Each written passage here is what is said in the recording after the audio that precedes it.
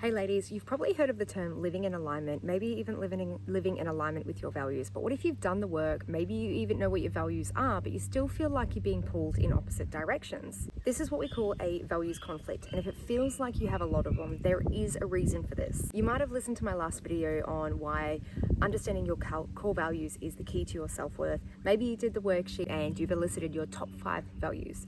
But you might still be wondering, why are my choices still feeling so hard? Today I want to talk about something that people don't often go over when we're talking about values, which is that sometimes they can compete with each other. Sometimes it's not even two different values competing, it's the same value, it's the strategies that you have to live that value are different.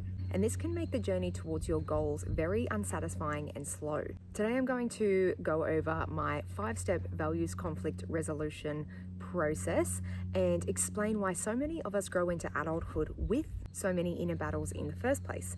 This is the key to untangling all of this for good. Conflicts don't just start out of nowhere. They usually begin years earlier. Here's why your life might feel like one big tug-of-war.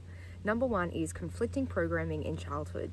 If you had one parent that really valued independence and autonomy, they probably modeled a life to you where they were maybe running their own business and really following their own path. But maybe you had another parent that really valued obedience and they modeled a life of working for an employer and following orders and rules. You grow up thinking that both ways of living are really important, but the problem lies in that you might really strive for your own success and business, but really struggle not to take orders and follow rules. The second one is a lack of self-definition.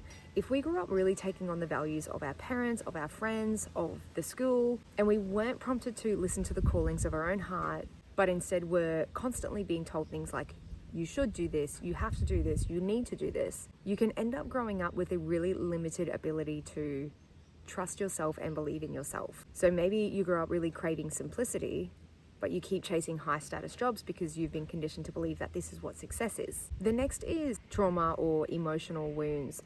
Survival strategies from really tough experiences can really compete with your current desires.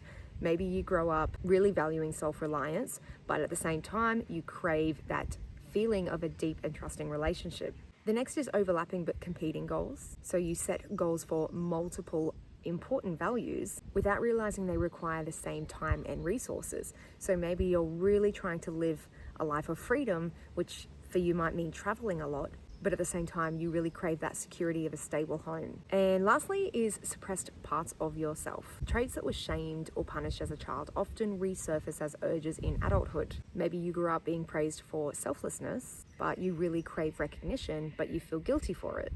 Or maybe at school, you expressed yourself naturally and you were laughed at for that. So you grow up really craving self-expression, but you just don't know how to anymore. So what's the science behind this struggle? Psychology research tells us that when we have intrapersonal values conflicts, which is where you have values and goals that compete with each other, you end up experiencing a great deal of stress, of guilt, and even a fractured sense of identity. It's like parts of you are being pulled in opposite directions, but all of them feel important to you. The good news is that you do not need to choose who to be. You just need a way to integrate those parts and create better strategies. So firstly is acknowledging that all of them are valid. Both of the options or all of the options are genuinely important to you, and they're not in competition because one is right and one is wrong. They're just different expressions of what is important to you. The question isn't what do I choose forever, but what do I choose for right now? So if you grew up really valuing family and career, rather than seeing one as stealing from the other, see them as two important parts of you that both deserve attention, just in different doses depending on your season of life. The next is defining a time frame. Ask yourself, what option serves me most in this season of my life? Sometimes you need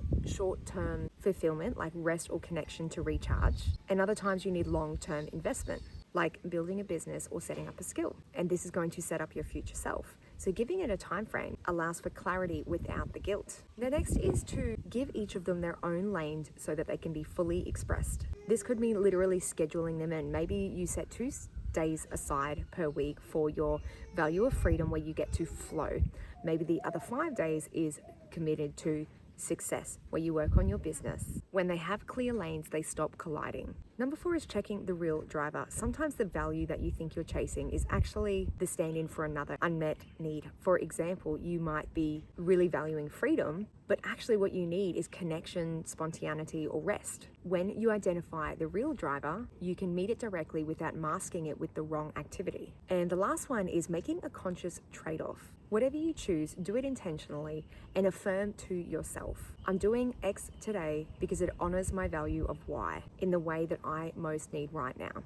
When you say it out loud, you shift from guilt to empowerment. It's no longer about missing out on the other value, it's about owning your decisions with clarity. If you feel like you're fighting yourself all the time, it is not because you are broken, it's because you've been holding competing scripts for years. The moment you see where they come from, you can stop defaulting to inner chaos and start making calm, confident choices that work for you. I've created a values conflict resolution worksheet so that goes into these 5 steps in more detail so that you can use them for any decision, big or small. The link is in the description, and if you found this helpful, please hit like and subscribe, and maybe share this with someone who feels they're being pulled in 2 directions right now. I'll see you in the next video where I'll be speaking about rebuilding your self-worth from the inside out. Thanks for listening.